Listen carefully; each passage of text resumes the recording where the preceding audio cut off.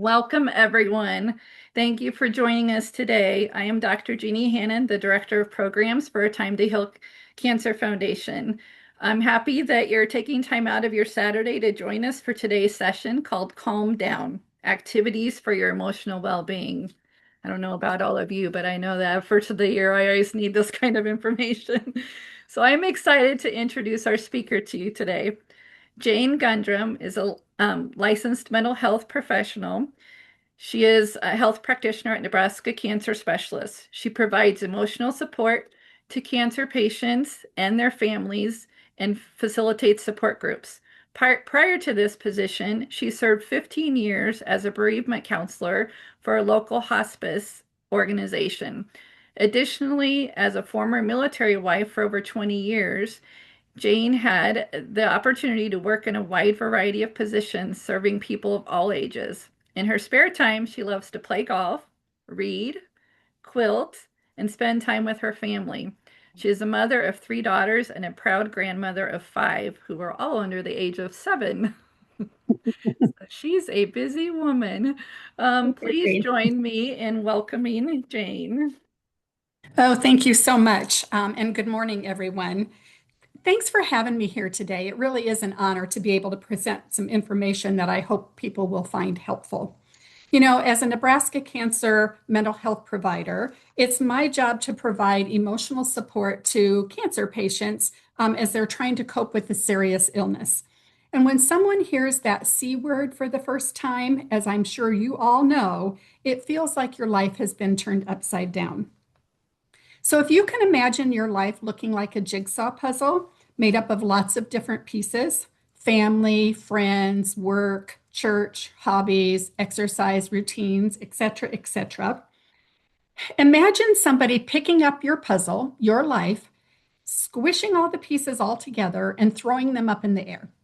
Everything feels scattered, everything's upside down and chaotic, right? Which is overwhelming and very stressful.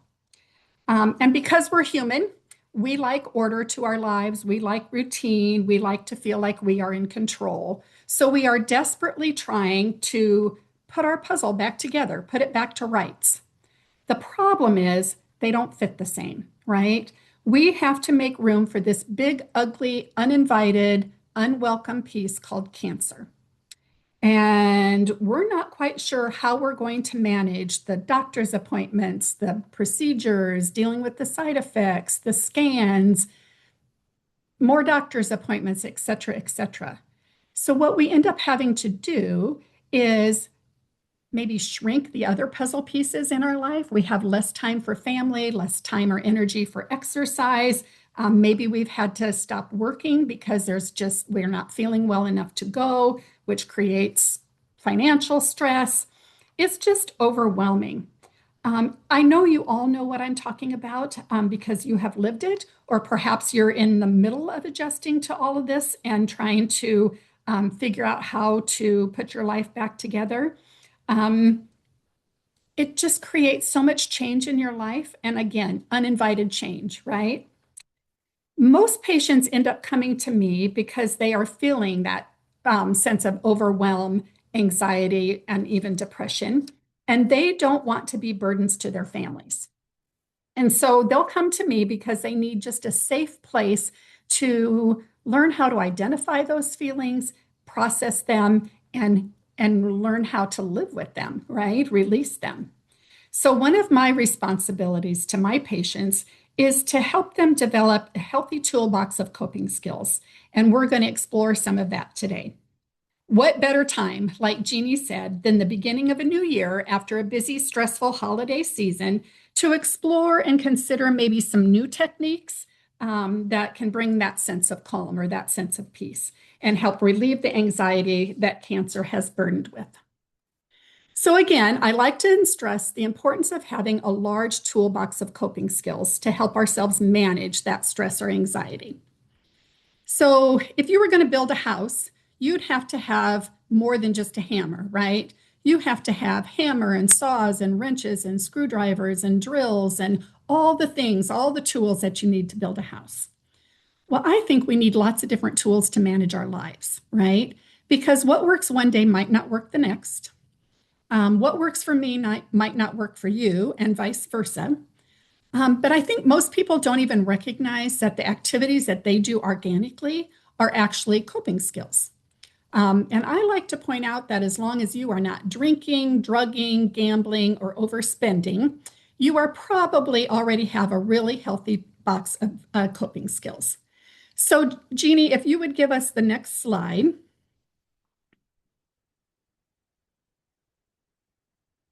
Yeah, today I just want to talk about, and we're going to practice some relaxation and mindfulness techniques.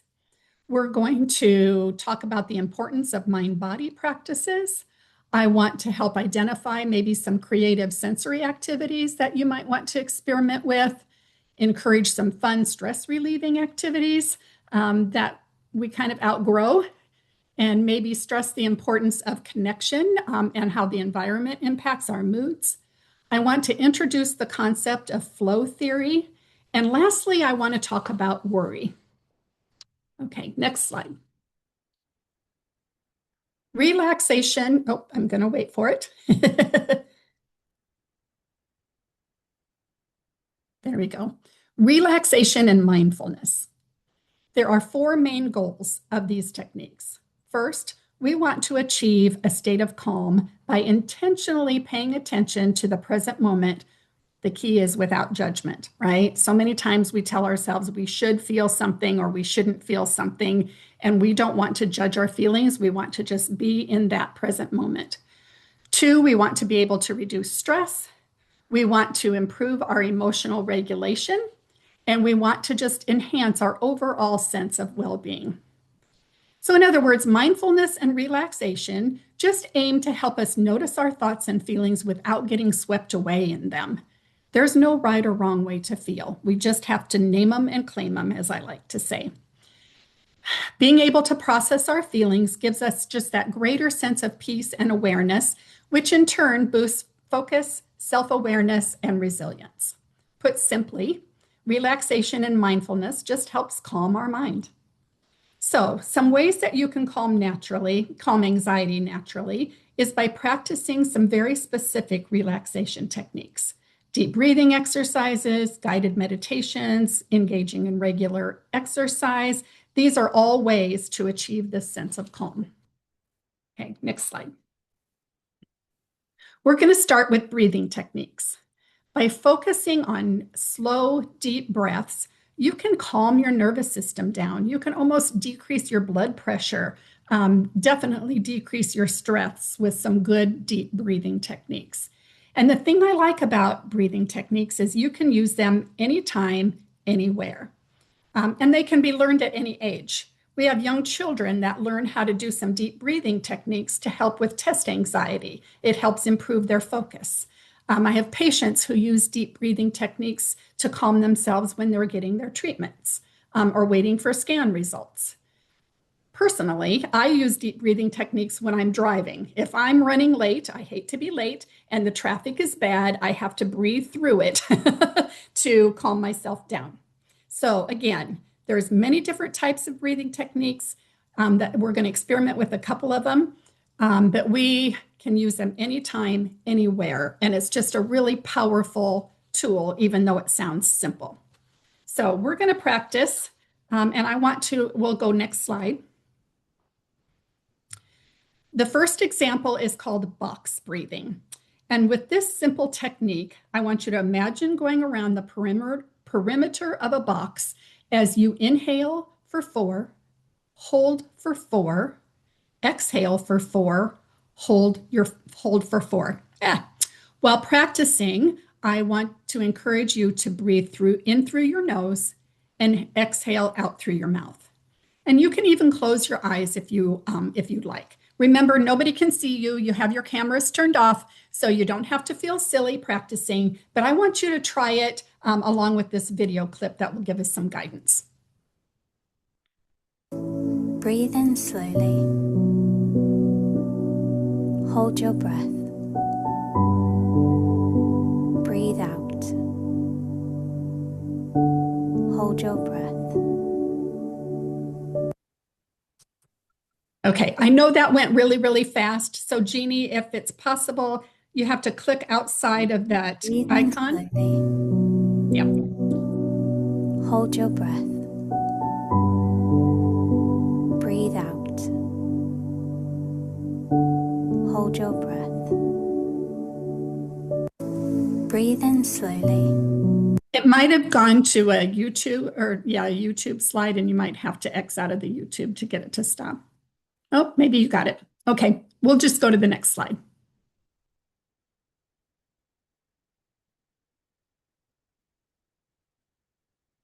Okay, very good. Thank you. That's a very simple one. Again, used anytime, anywhere to just help calm things down and kind of slow things down around you. So the second one is also a very simple technique. And some people know this as a cleansing breath because it's often used in yoga. The first time I was introduced to deep breathing techniques or a cleansing breath was during Lamaze classes. And if you're as old as I am and had your babies back in the 80s, you might have experienced Lamaze. They use this breathing technique for pain relief, actually, as you experience contractions. So again, you inhale through your nose to a slow count of 4, hold for a beat, and then blow out through your mouth to a slow count of 4. I like to encourage people to inhale calm, blow out the stress. Or you could imagine smelling the rose, blowing out that dandelion. So let's try it together. Again, nobody's looking at you, so just experiment with this a little bit. Let's breathe in calm.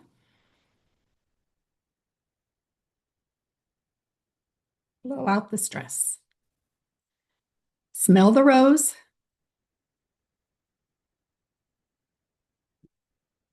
Blow the dandelion.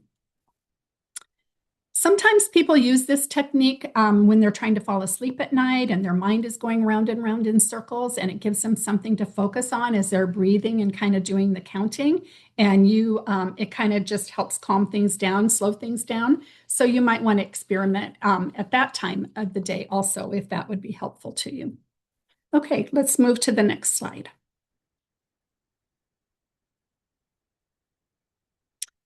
Mindfulness, meditation. You know, these have become very popular lately, and they also help manage our stress and help us regulate our emotions. They can just be a really valuable tool for helping us navigate the challenges of daily life. Mindfulness is just the practice of being in that present moment intentionally, again, without taking a judgmental stance. You want to be non-judgmental as you let things flow through your mind. And there are numerous apps that you could either download onto your phone or onto your computer that can assist you in the practice of guided meditation or mindfulness. Some are free, some might start out at free and then they turn into subscription things. Going to the YouTube video or the YouTube app and website, you can maybe download some narrative examples of mindfulness and meditation. But today, next slide. We're going to try this one for size just as an example. It's about a 5-minute meditation, and I want you to follow along.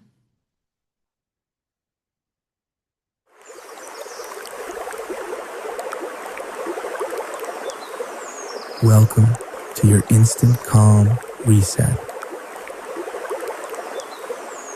Find a comfortable position, whether seated or lying down.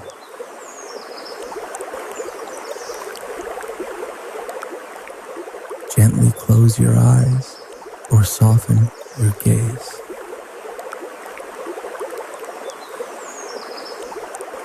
Take a moment to acknowledge any thoughts or feelings present without judgment.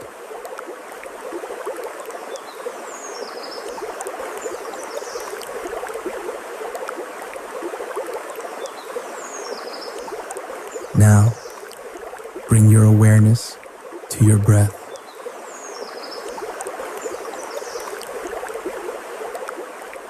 Feel the cool air as you inhale deeply through your nose, allowing your belly to rise. Hold for a beat, then slowly exhale through your mouth, feeling your belly gently fall.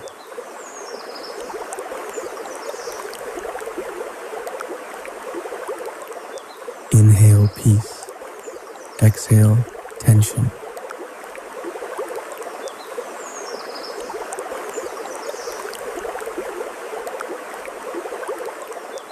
Continue this deep, even rhythm.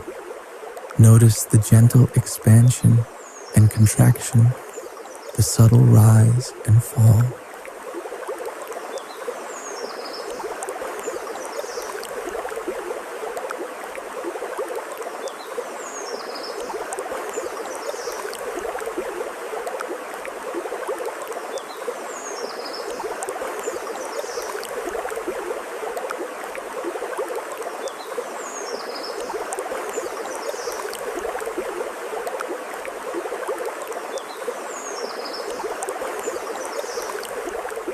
If your mind wanders, simply guide it back to the sensation of your breath, like a gentle anchor.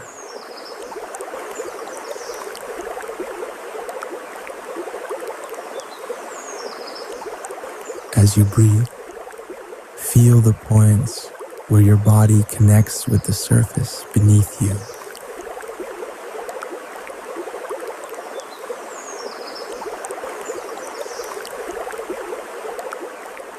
Notice the weight of your body, supported and safe.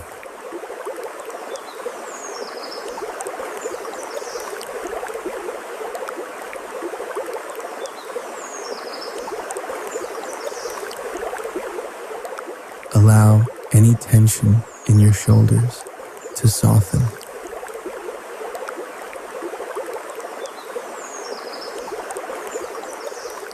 Allow your jaw to relax.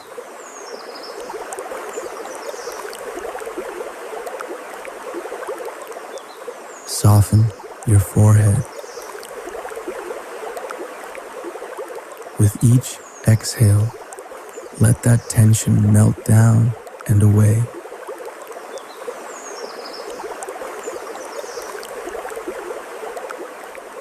Feel a sense of stability, like a tree with deep roots.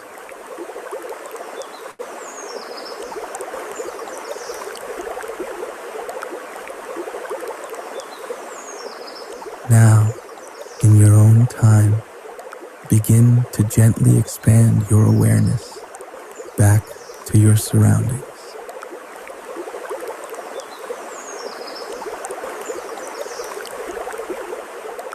Notice the sounds around you.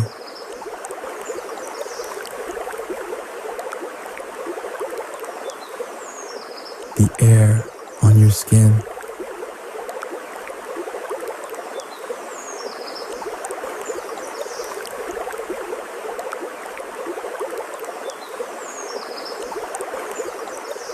Take one last deep cleansing breath.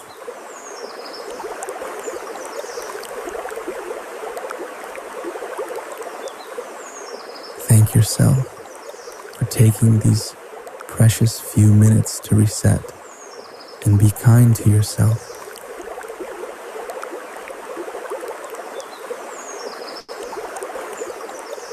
When you're ready, gently open your eyes. Carry this renewed sense of calm and presence into the rest of your day. Affirm, I am calm, I am present.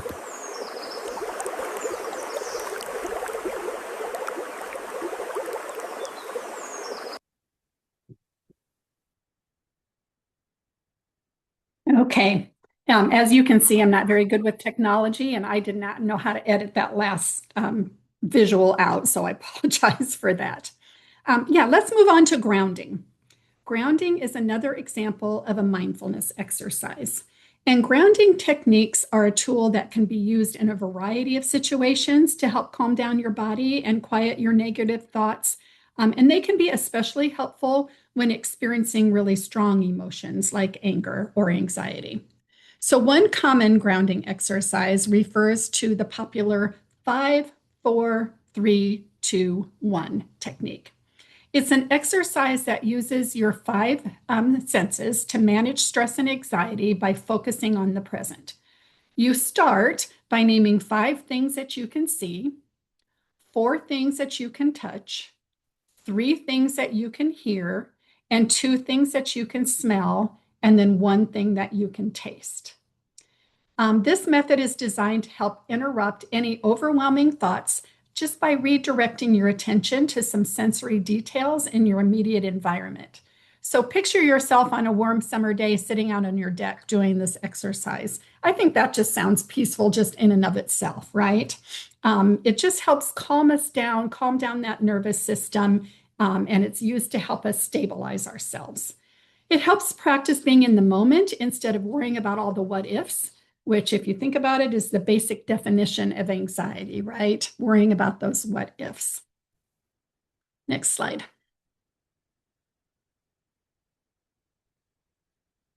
Stop, ground, breathe. This is another strategy where you're encouraged to use breath work as a grounding technique. Again, you're encouraged to breathe in through your nose and out through your mouth, but this time you're going to breathe in twos. You breathe in for 2, hold for 2, and breathe out completely for 2. And then you can repeat that pattern 3 or 4 times to just help you refocus your thoughts. I don't have a video for this one, but let's just try it together. I'll just kind of guide you. Breathe in for 2, hold for 2, breathe out for 2. Breathe in for 2, hold for 2, breathe out for 2. Many people find this technique a little bit easier than the 4-count one, especially if you're having lung issues. So just choose the one that works best for you. You might even change it up and do it depending on the situation, right? And what you're needing in those moments. So let's move on. This is going to be the last relaxation mindfulness technique that I want to talk about this morning, and it's known as progressive muscle relaxation. It is basically an exercise where you systematically tense and release muscle groups throughout your body to relieve stress. Again, some people utilize this at night when they're trying to fall asleep because it gives them something to focus on and slows down those racing thoughts that so many people complain about. If you've never used this technique before, this is just a really simple video that will give you an idea of what it's all about. The narrator moves through the process fairly quickly, which I don't think is as effective as maybe some of the longer videos. But for the purpose of this presentation, I just thought it would at least give you an idea of the concept. Notice how breathing is once again incorporated into this technique. So please follow along as the narrator guides you through it.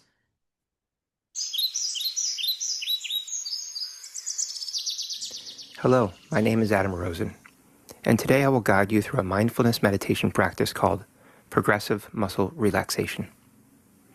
Progressive muscle relaxation is a technique in which you systematically tense particular muscle groups and then allow them to relax. It can lessen tensions and reduce stress and anxiety. Many find it a good technique to use before going to sleep, especially if falling asleep is difficult for you. For each muscle group, the goal is not to squeeze so hard that it causes pain, but you might feel some shaking or trembling as you tense the muscle. Engage the muscle group and then allow it to relax. When you relax the muscle, exhale. The goal of this exercise is to be aware of the release of tension and the relaxation of the muscles.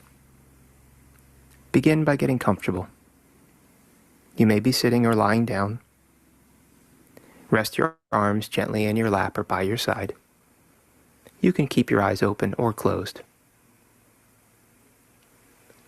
Now take 3 long, slow breaths. Notice your body becoming calm and still. First, raise your eyebrows up as high as you can and hold, and then release as you exhale. Next, shut your eyes as tightly as you can and hold, and let them release as you exhale. Open your mouth as wide as you can and release. Next, raise your shoulders up to your ears. Hold that position and gently release as you exhale. Take both arms and bend at the elbow, squeezing your biceps muscle tightly. Hold that position and then let the arms relax and straighten as you exhale. Now straighten your arm as much as you can, engaging the triceps muscle behind your upper arm. Hold and then relax. Take both hands and make tight fists. Hold as tightly as you can. And then as you exhale, relax and allow your hands to open. Take a few breaths now and notice the tension in your upper body relax. Tighten your stomach muscles. Hold them tightly and then relax as you exhale. Next, squeeze your butt cheeks together as tightly as you can and then allow them to relax. Now, tighten your thigh muscle by straightening your legs as straight as you can. Hold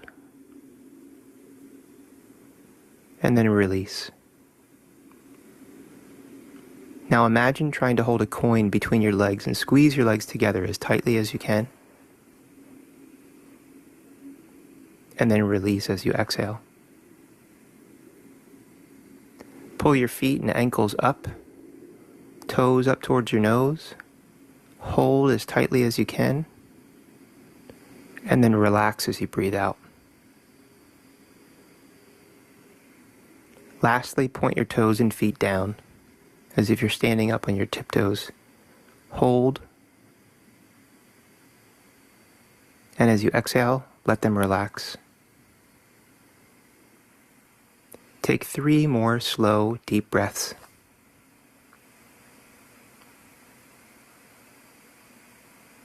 Notice how you feel. Once you get comfortable with this technique, you can do it from head to toe, or work up from your feet to your head. And you may do a few repetitions of any particular muscle group that seems to stubbornly stay tense.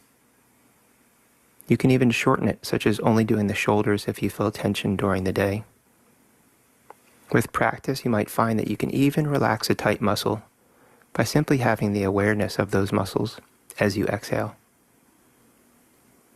I hope you have found this exercise helpful. Be healthy. Be happy. Be well.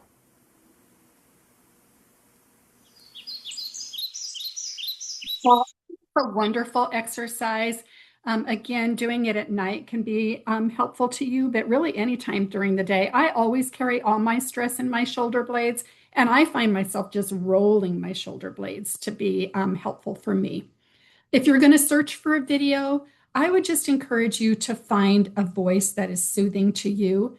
And then once you become familiar with the process and the technique, you probably don't even need a video to guide you. You can just kind of do it on your own. Having some background music can kind of be relaxing. So yeah, play with that, experiment with it, and see what works for you.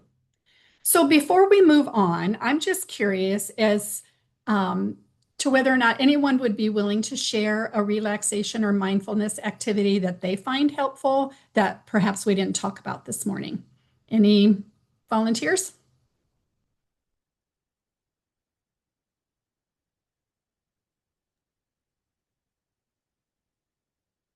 I could share something. My name is Lori, and I'm in Pennsylvania. And one thing that's been helpful to me is journaling. I've been journaling a lot, and I find that that is helpful. It kind of relaxes me. Then I have kind of clearer thoughts for things. So I started, a friend had recommended it when I was first diagnosed. I was diagnosed with ovarian very unexpectedly last April. So I finished treatment in September, but I have been journaling I would say earlier on I was journaling every day. Now I'm more every few days. But it's interesting to me, and it's interesting to go back and see kind of how far I've come. So yeah, Very good. I just Yep. wanted We're to share actually going to that. talk about that. Yep. Thank you. Oh, okay, We're good. actually going to talk about that a little bit later in the presentation. But yeah, I'm a big fan, promoter of journaling. Anybody else with maybe a relaxation technique, Um, a I mindfulness could share activity? one. Okay. I I take a walk like in a state park or just Hmm. on the bike trail that's near me, and you Excellent. take a pause and sit down on a bench or something and just look around at the trees or wherever you at for a few minutes and Yep. Love it. just be just be quiet. Yep. Yep. We're going to talk about that as well. So you guys are stealing my presentation. No, that's wonderful. Thank you. Anybody else? My name is Alicia. I like to color. Yep. We're Uh, going to talk about that. I I might have to cut you all off. I really like to there's anything from small dots to large Mhm. spaces. Yep. I just like adding that color to the blank page, and Yeah. it occupies my mind. Yeah. Excellent. That's probably what I like the most. Okay. Very good. Very good. Thank you so much. Okay. We're going to move on to the next area of our focus for today, and that is the importance of mind-body practices. Mind-body practices are just simply the techniques that kind of leverage the connection between our brain, our mind, our body, and our behavior, and it helps promote health and well-being. It uses mental focus, controlled breathing, and movement to just influence our physical function, reduce stress, and manage symptoms. So, really, any type of physical activity is going to help release those endorphins and that fight or flight energy. I like to think of exercise as nature's antidepressant because that movement, again, gets those endorphins moving, which changes the serotonin levels in our brain, and that helps ward off the depression, right? So I think all of you would agree that exercise makes us feel better, not just physically, but emotionally. Yoga and Tai Chi are two examples of that combine physical movement and breathing and mindfulness for stress relief. They also aid in balance and strength. And for those of you who live in the Omaha area, Nebraska Cancer Specialists offers both classes at their Legacy location, and they are free of charge. And you don't have to be a Nebraska Cancer patient in order to take advantage of those classes. So just put a little plug in for that if you're looking for a new technique and want to try something maybe a little bit different. So many people believe that they have to go to the gym for an hour, work up a sweat, or it doesn't even count, and they just can't get motivated or have the energy or strength to do that. But their studies are finding that even a 10-minute walk is proving to be beneficial. And I say if you can do that 2 times a day, that's even better, right? So maybe set the alarm and get up 10 minutes early and go for a quick walk, or walk during your lunch hour if you're at work. Take a 10-minute breather when you get home from work to decompress and just go for that 10-minute walk before you go home and start your responsibilities on the home front. So again, any type of physical exercise is going to be helpful. I don't know how many of you have seen those chair yoga exercises, maybe advertised on your phone or computer. I haven't tried them yet, but I'm thinking that they might be really helpful, especially for people who don't have the physical ability to do a lot of physical exercise, is to maybe experiment with some chair yoga. So trying to take some of the excuses away, right? Exercise is tough, something we all know we should do, and yet we're not always very good about making the time for it. Okay, let's move to our third area of focus. I could add a quick bit about exercise too, Jane. Sure. I'm actually a certified exercise professional and used to manage a little medical fitness center for older adults. And yes, chair exercises can be very, very beneficial. And like you said, any bit of movement, um, Mm, is great, and you can find benefit in that. It doesn't have to be the recommended 150 minutes, 3 times a week. It can be 5-minute bouts, 10-minute bouts. And I can even share back, my mom had COPD and congestive heart failure, was a cancer survivor, and she was doing some exercises that my wellness specialist had given her, and I don't even think she got past the 5-minute warm up, but her pulmonologist was like, next time she went to him, he said, whatever you're doing, keep it up because your lungs have never been this clear. And so, That's awesome. and it just that little bit. And then someone put in the, June put in the chat box that Aging Partners in Lincoln, Nebraska offers Qigong and other classes as well. So thank you for sharing that. Very nice. Okay, yes, thank you. All right. Yeah, I will be okay. quiet and let you go. No, you're good. Okay, the third area of focus falls under this category, creative and sensory activities. And these are activities for adults that kind of engage touch, sight, sound, smell, and movement all through arts. They provide stress relief, they help improve our focus, they boost our mood, all providing calming and by providing calming and stimulating input. They can also just create a little bit of joy in our life, and who doesn't need that, right? So that sense of accomplishment when you complete an art project, and depending on your choice of activity, you can do it solo or even enjoy some of them with friends or family. So we're going to move through these fairly quickly. Let's do the next slide. Art is a great example of a sensory activity, right? And you don't have to be a professional to try your hand at art. Drawing a scene on your driveway with sidewalk chalk with your grandkids can be a fun way to express yourself. Picking up a paintbrush and learning how to paint with different, I don't know what they're called, watercolors, acrylics, different mediums. Yes, I'm searching for that word. Or like the other gal said, coloring in a coloring book. There are some amazing adult coloring books these days, and they have gorgeous, gorgeous nature scenes or objects in them. And I have numerous patients who share how it relaxes them and helps pass the time when they're sitting in a treatment chair to do adult coloring books. And they'll buy themselves special gel pens and all kinds of pretty colors, whether they're bright or pastels. It just really gives them something positive to focus on when they're going through something that's not so fun and positive. Another idea is to maybe participate in one of those sip and paint classes, get a group of friends together. If you've never done it before, they can be very fun. They're not intimidating. I've done it once with my daughters and we had a great time. But there's several opportunities throughout the Omaha area. And my guess is in your communities, they offer them as well. Slide.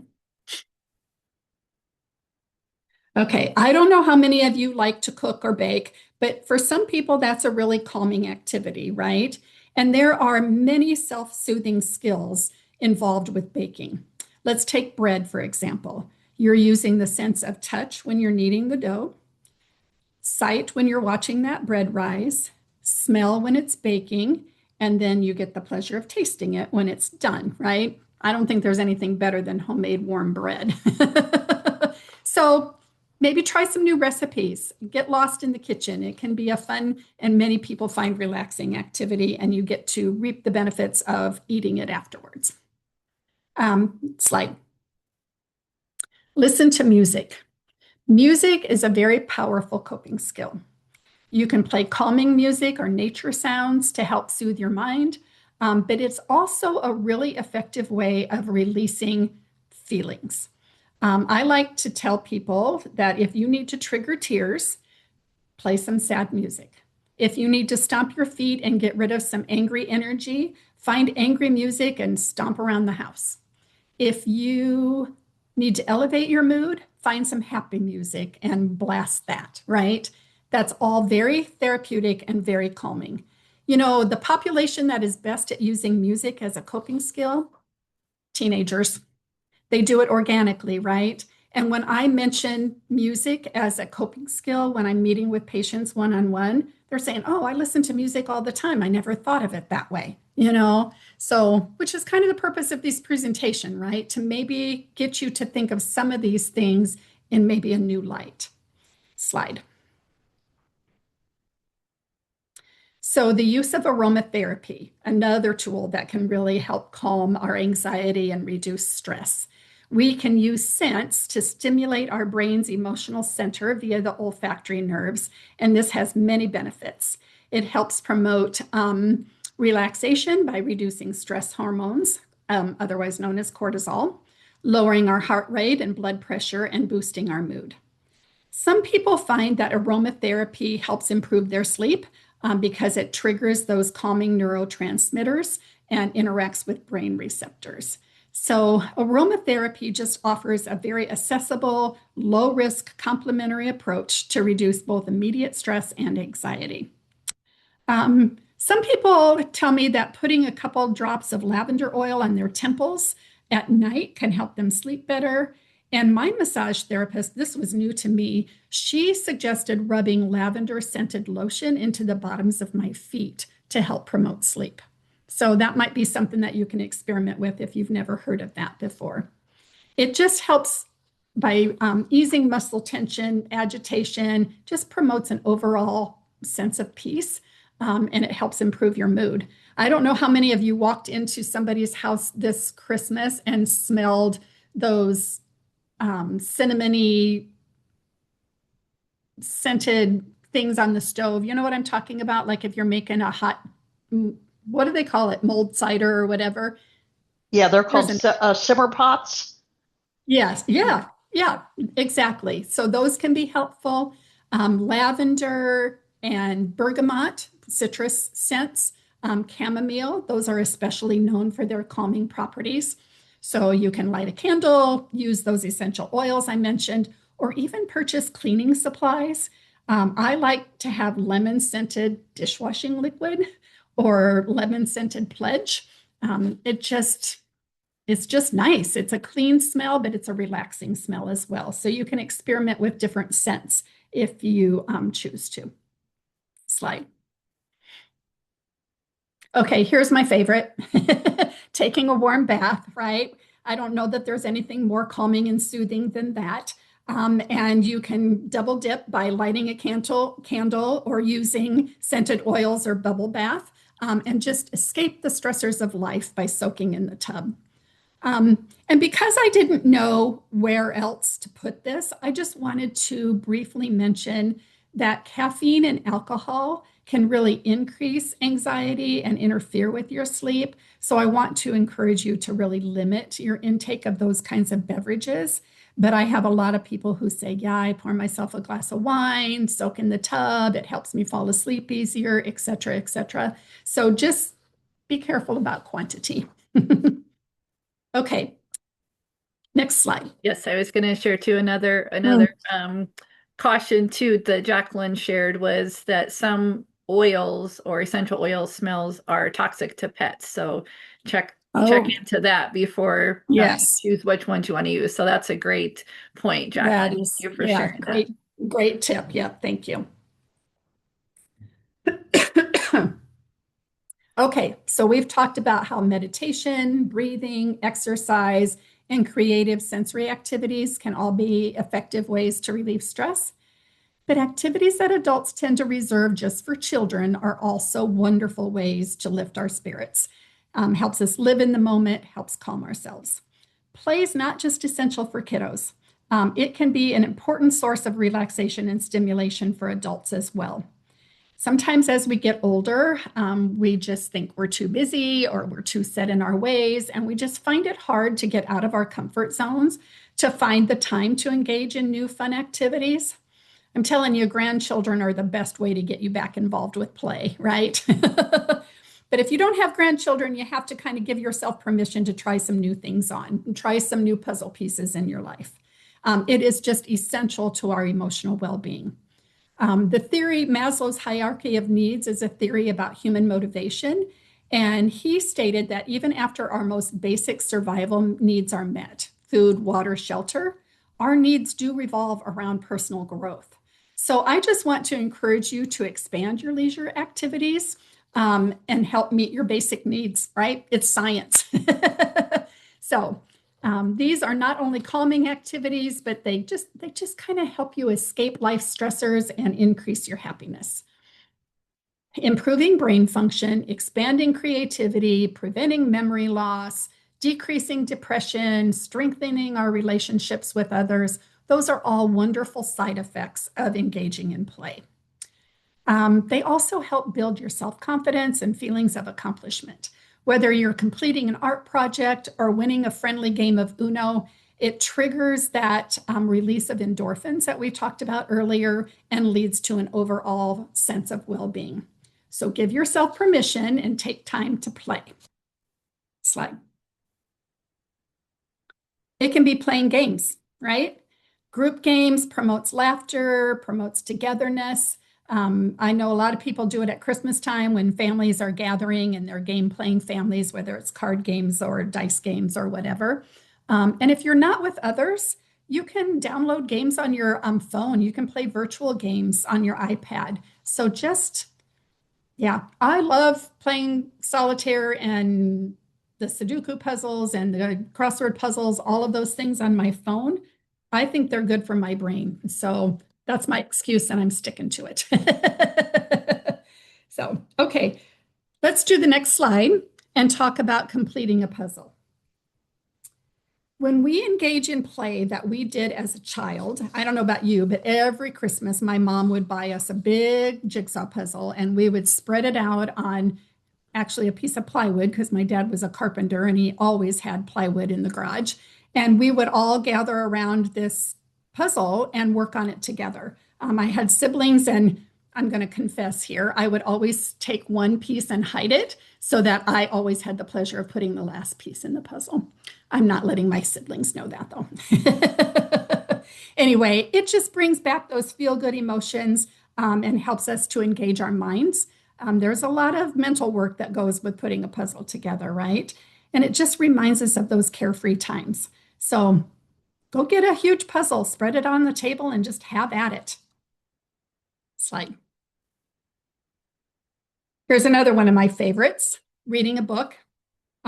It's hard for me to give myself permission to pick up a book on a weekend and just enjoy reading. I feel guilty because I should be doing something else, right? But getting lost in a good story is just a great way to take your mind off stressful things and kind of escape. If you're living in Omaha, it is freezing cold today and the wind is nasty. So grab a book, curl up with a good blanket, make yourself a nice cup of chamomile tea and read a good book. I think you will find it very relaxing. Slide. Gardening is another relaxing activity for most people. There is something very therapeutic about getting your hands in the dirt, right? And if you can garden outside, you get the benefits of being out in the sunshine and getting a little vitamin D. The sunshine also helps promote melatonin production, which is good for our sleep. And we also get to reap the benefits of whether it's flowers or vegetables. We had some wonderful tomatoes this summer, growing tomatoes in the backyard. And if you live in an apartment, you can do them in pots, right? If you have a deck, great. If you're indoors only, there are special lights that you can buy to plant lights that you just poke into the pot. So I would just encourage you, if you've never done it before, to experiment a little bit with some gardening. Slide. Okay, somebody mentioned this earlier, but we're talking about spending time in nature, right? What a great relaxing activity. Going for a walk in that park, going around the lake. We have lots of lakes around the Omaha area that have wonderful walking paths around them. Just being outside in that fresh air is going to be very beneficial. Again, just sitting on the deck, right? Listening to the birds or listening to the leaves rustle in the trees.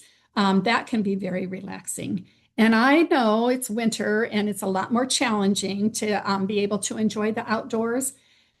But prior to yesterday and today, we've had some pretty mild temps. And if you put on a coat and hat and gloves, you can still get outside and enjoy some fresh air and go for a walk.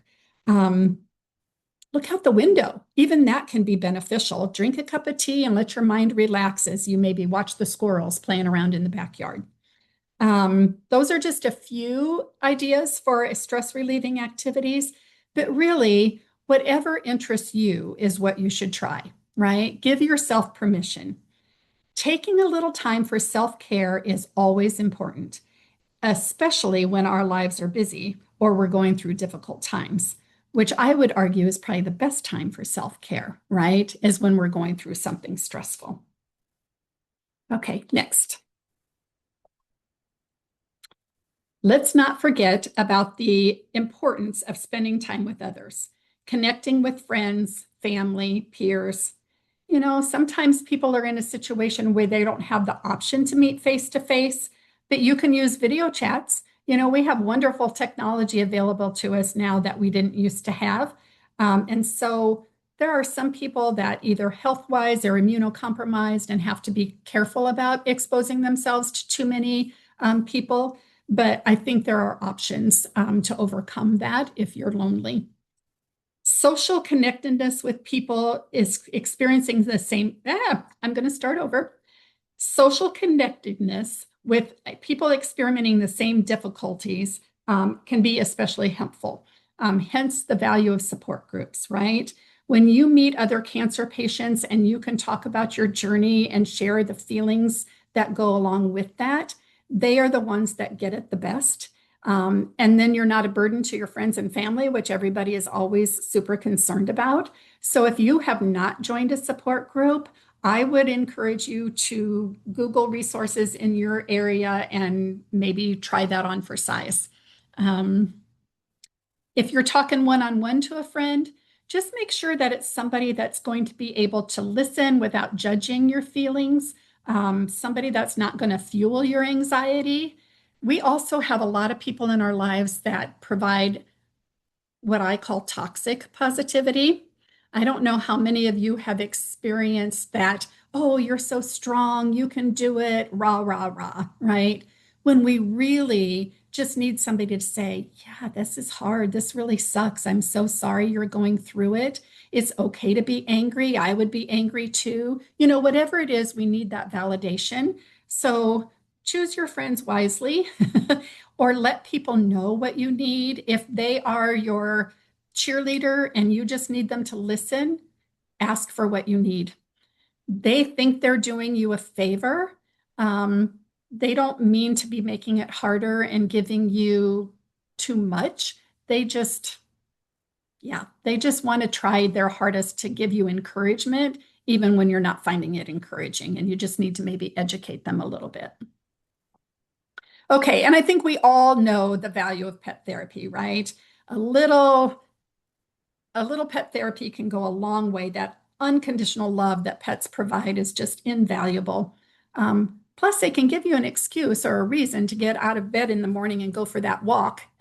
Go for that walk after work, right? Is to take the dog with you. So, extra bonus. Okay, slide. Okay, I just have a couple more quick suggestions that we're going to talk about that can kind of help calm our minds.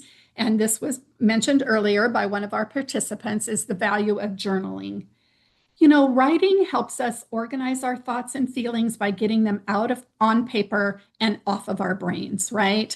Everybody complains about those racing thoughts in the middle of the night, but people who find the time to journal, and sometimes I'm going to say you can orally journal by talking to a friend. For people who don't want to write out all their feelings, talking about it can kind of have the same benefit.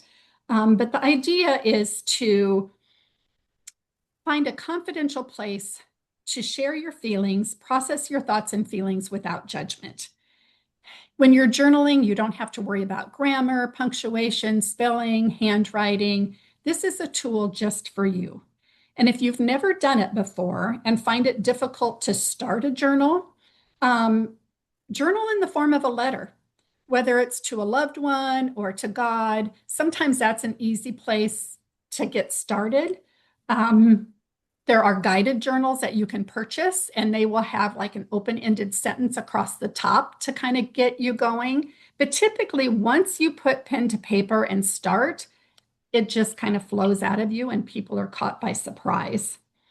Another option to get started is to identify a particular feeling that you're having that moment and just start to process that on paper. I like to encourage people to look at their feelings as imagining their feelings to look like a big plate of spaghetti noodles. Okay. And I use that description because it doesn't matter if you're 3 or 103.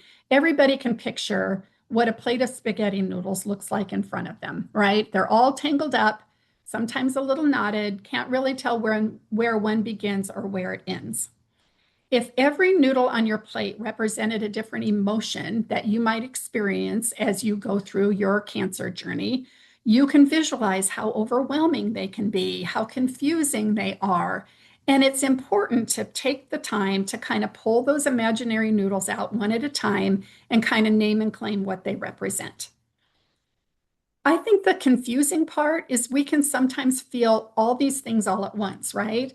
We can be angry, we can be sad, we can be lonely, we can be anxious, we can be grateful all at the same time. And so people say, grateful? How can I be grateful? Well, maybe you're grateful that you have a good support system, or that you have really knowledgeable doctors that are trying to help you through your journey, or that we even have cancer treatments that are trying to help you get well, right? So there are still things, despite our struggles, there are still things that we can be grateful for. In fact, I would encourage you to end your journal entries with maybe naming 3 things that you're grateful for. That way you can kind of close it out on a positive note. And a lot of people find that very calming and helpful. If you are concerned about privacy, and I know that our participant mentioned going back and rereading them and seeing how far you've come. That's a huge benefit of journaling and getting it in writing, right? Is you can see how far you've come, how much you've grown through this process. But some people are worried about their privacy. And I have many people say, oh, I could never write down all my feelings on paper because if somebody ever read it, I would be mortified. Well, write it out and then shred it. Write it out as many times as you need to, and then shred that paper. That in and of itself can be very therapeutic. Napping. So many people have trouble sleeping at night that they'll want to take naps during the day. And then they have more trouble sleeping at night because we're throwing our circadian rhythm out of whack, right? And we're just messing up our system. So while naps can be helpful to a certain extent, they can also be kind of a double-edged sword and interfere with our sleep at night. So I would just caution you about too much napping. Okay, couple more slides. I know I need to kind of hurry so we have time for questions and answers, but we're almost to the end. Okay, I want to introduce flow theory. Think of a time when you were so involved or engaged in a certain activity that you lost track of time and you were just forgot about everything going on around you. That is flow. Okay. It's when you become so immersed in an activity, maybe it tests your skills, maybe it's something that you just really enjoy, but your attention is completely devoted to that one activity. And then you're rewarded with that sense of accomplishment from doing something that you truly enjoy. So for me, this is quilting. I love to quilt. I get lost in my sewing room. I can skip lunch because I don't realize how many hours have passed by when I'm in the middle of a project, right? But it can be anything. It can be that painting that we talked about earlier. It can be knitting or crocheting. It can be putting those jigsaw puzzles together that we mentioned earlier. Find something that engages you and then just lose yourself through it. Okay, and our last concept is worry. I know it sounds a little counterintuitive to be talking about worry when we're supposed to be talking about calming activities, but worry, i.e. anxiety, creates a lot of stress for people. It interferes with our sleep patterns, it interferes with our appetite, it interferes with our mood. So the key or the goal is to try to stop our brain from worrying, right? Which most people will tell me is impossible. So, why don't you try setting aside a certain amount of worry time to process all those worries, right? Write them down, address all those concerns, make that list, and then distinguish between what worries you have control over and which ones you don't. And then try to brainstorm some actionable steps that you can take to address the ones that you feel like you have some control over, because that means they're a little bit more solvable, right? And then when your worry time is over, half hour, hour, move on to something else. Slide. This is probably going to be easier said than done, right? But if you find yourself caught up in that worry loop, you need to shift your focus by engaging in another activity.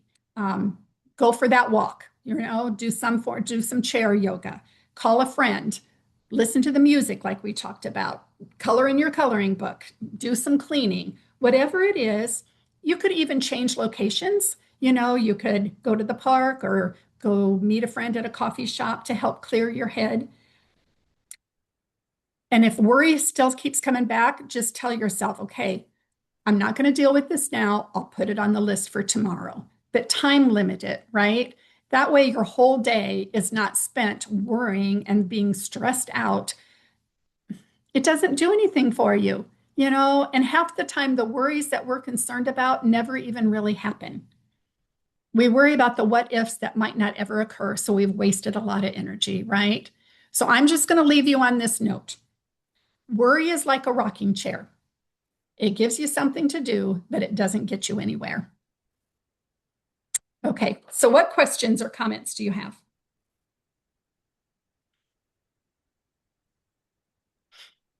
Well, may I offer one small thing under the fun and stress relieving activities? Absolutely. And that would be to put on some music and crazy dance. Yes, another form of exercise, right? Yes, but that very unorganized, unfocused, Yes. just Yep. just dance in a Be silly. feels good and completely Yes. crazy. Love it. You know what? I wish I would have thought of that because we do that with my grandsons all the time. Yes. And then the other day I don't know what program I was watching, but they play freeze dance where you dance crazy and then you yell freeze and you stop in that moment with whatever pose you're in. How fun is that to bring some joy and laughter into your life, which is probably one of the best stress relievers ever. So yes, thank you. That's wonderful. Love it. I'm going to steal it and add it to my presentation. Great. Speaking of laughter, we had a comment in the discussion, and Jacqueline, I don't know if you want to share it or would you like me to go ahead and read it? You can go ahead. Okay. She said that she used laughter to get through tough times and relax, and they did things like named her tumors. She had two different kinds. They watched funny movies, joked all the Yes. time. Sometimes things weren't really funny, but when you turn them around into a laugh, like brain fog, etc., it can definitely help. I agree with that. I agree with that too. Yeah. Sense And of humor is one of those coping skills that everybody should have in their toolbox, right? Most people don't think of a sense of humor as being a coping skill. People don't think of crying as a coping skill, but it is, and sometimes it's like, well, how can I laugh and cry about the same situation? But that's natural, normal, and encouraged. So yes, cry your tears, but also find a way to watch a funny movie or put some laughter and joy in your life because it does help us get through stressful times. yes. And Maquita also had some suggestions. Would you like me to read those or would you like to share them? Um, it doesn't matter. I can share it. Go ahead. Here, anyway, I'm in Memphis. We have 18 branches of libraries. So they offer some of everything free. And chair yoga, as you mentioned, line dancing, painting sip. So I was just I was just making a suggestion that everybody just kind of reach out and see what events are offered at the public library. Love it. Yep. Thank you. That's great. Great idea. Um, Jacqueline, I, do you have something else? Yeah, one thing that my husband and I did throughout all of my diagnosis, chemo, and the whole other thing is I got so tired of thinking about cancer that we set aside one time a week where we would do something, even take a short class online, do something where we never talked about cancer. So it worked so well that now, since now I'm on 6 months checks, we still do that. Once a week, we do something together. And there's a lot you can do online. We took virtual tours of places and stuff like that. It really, really helped us because it gave us something to look forward to. Love it. Yes. Plus, it just builds that emotional intimacy with your partner when you're doing something together like that, right? Yeah, that's awesome. I wanted to share something like that too. My husband and I did when I started chemo in May and I finished in September, and we had scheduled just a weekend getaway as a into a chemo trip. So we were in Pennsylvania, so we flew to Nashville. But it was nice to have that trip to look forward to as kind of an end of chemo. So when I was having some Mhm. rough days, some rough treatments, I was thinking, okay, like, a month to go or 6 weeks to go until we go on this trip. So it was Mhm. a nice motivator. So, or even Yes. if you can't, if you're not available to, to go somewhere out of state or whatever, just even doing like a weekend getaway in your own state or whatever. Mhm. It's like a nice thing Mhm. to look forward to. So that was Yes. helpful. And one other thing I wanted to share also is I had did the survivorship class through A Time to Heal back in October, and Mhm. I cannot tell you how helpful that was for me. So for all of you that are on here, they offer a survivorship class. It's free. It's via Zoom, and we meet once a week. And I have done with getting diagnosed in April, I've done so many different Zooms through different cancer charities, as you can imagine, art therapy, meditation, different things like that. Mhm. And I tell everyone, I really feel out of everything that I've done, that survivorship class was honestly a godsend. It helped me so much. And it was so nice to connect with others that had similar diagnoses. And I have ovarian. There was also at that time, which was just crazy to me. There were three other women with ovarian in the group that I was in. So it was so helpful. So Mhm. for any of you that have not done it, I will tell you, I gained so much from that. It was so super helpful. Thank Very you, nice. Lori. Yes. Thank you. Thank you. Yeah. Yes, and they Nice are plug. totally free. Classes are free. We Yes. have that in Brain Fog Yes. as well, so totally free. Yes. We have a couple more minutes if anyone else has any other questions or any other strategies they have done that they'd like to share.